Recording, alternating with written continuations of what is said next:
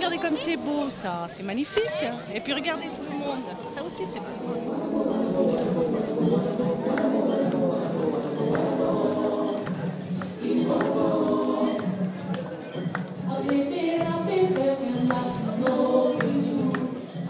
Oui, Urbaka, oui.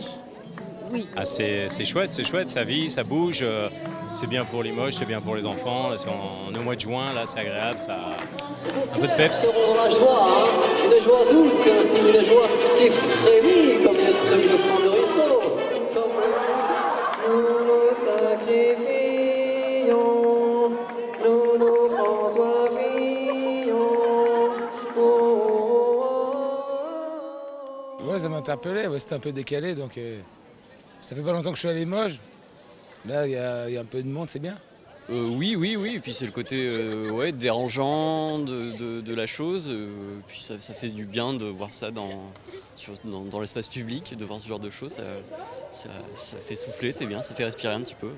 Qu'est-ce qui est pur art de rue? Pour moi, ce sont tous les arts. En fait, qu'on soit dans la danse contemporaine, qu'on soit dans le théâtre, comme on peut voir tout de suite, ou qu'on soit dans des formes un peu plus contemporaine, réalisée avec des moyens un peu plus conséquents, qui allient à la fois la danse, l'opéra, la musique, le cirque, etc.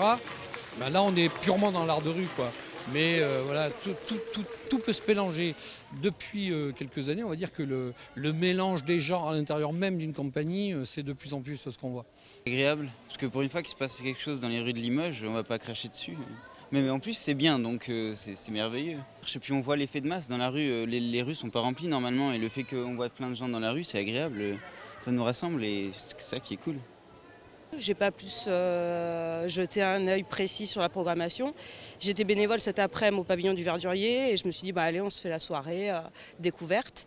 Donc après c'est pas spécialement ce spectacle-là, c'est toute la soirée en prendre plein les yeux, quoi. Et tout le monde peut s'arrêter, voir et voir ce qui se passe, quoi, et découvrir, parce qu'il y en a qui sont pas au courant et du coup comme c'est dans la rue, les gens passent et ça amène du monde et ils s'arrêtent voir par curiosité. Ouais, c'est le côté rue. Soyons francs, c'est le côté rue, c'est le côté espace public, voilà, c'est ça qui me plaît dans Urbaka. Et puis il y a aussi le principe que ce soit gratuit, donc qui dit gratuit dit populaire, et j'avoue être assez fatiguée par le côté un peu pompeux et élitiste qu'on peut avoir dans les salles de spectacle en règle générale. Pour moi, l'art de rue est défini aussi par l'idée que c'est une rencontre. C'est une rencontre entre, comme vous voyez là, c'est une rencontre entre le public et les artistes. C'est une rencontre entre les artistes, mais c'est aussi, dès le départ, moi j'ai besoin de rencontrer les gens, de discuter, de voir avec qui j'ai affaire. Je pense que cette rencontre-là et les gens, l'humanité que j'ai trouvée dans ces gens-là, elle sera retraduite après envers le public. Et c'est ça qui fait que ça va être mon choix. En fait. Voilà, donc après, on définit ça il y a quelques ans autour d'un bureau où on se dit tiens, il faut qu'on trouve circassien, danse, etc. Au niveau des lieux aussi. Nous, on vient au Festival Urbaka depuis 3 ans avec les enfants, on trouve ça super. Et c'est vrai qu'il y a une ambiance différente, les gens ils semblent libres et c'est convivial. Ça fait 4 ans que nous venons régulièrement, nous venons du sud de la France. Et comme on aime beaucoup ce festival, c'est avec beaucoup de plaisir qu'on y participe. Et tout à l'heure, on va être à la cathédrale.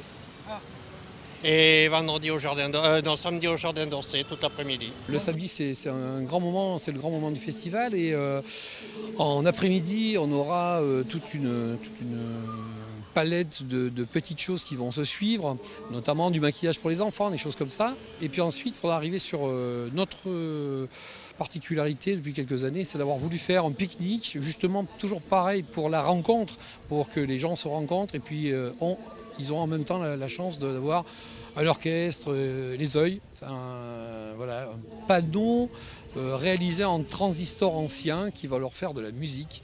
Donc voilà, et puis ensuite on continuera la soirée évidemment avec notre finale. Et le final, ça sera avec quelques grains de sable, comment on peut expliquer une histoire et on la décidera en direct. Angga Tamalila,